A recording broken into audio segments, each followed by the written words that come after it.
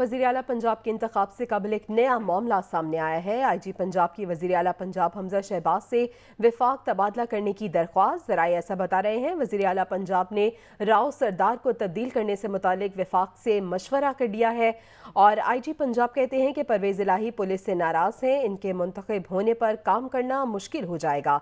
ये मामला है क्या, जान लेते हैं। हसन रज़ा हमारे साथ मौजूद हैं। हसन, बताइएगा।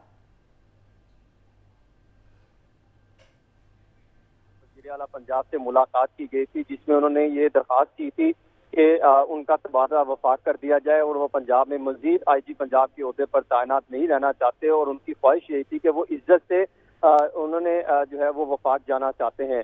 जिस पर वज़ीर आला पंजाब की जानिब से ये कहा गया कि आज में कोई शक नहीं कि आपने इज्जत मेरिट पर सब काम किए, लेकिन नहीं चाहता कि कोई नया मामला करा हो। और IG पंजाब की जानिब से जो दरख्वास्त की गई थी और ये कहा गया था कि अगर वज़ीर आला पंजाब परवेज़ इलाही मुंतखब होते हैं तो काम करना मुश्किल होगा। वो पहले ही हमें टारगेट कर रखे हैं। उनकी जानिब से सब जो है वो मौक़िफ़ सामने आया है कि वो IG पंजाब को नहीं छोड़ेंगे और फौरी तौर पर उनके खिलाफ कार्रवाई अमल में लाएंगे, जबकि हमने कोई ऐसा गलत इक़दाम नहीं उठाया।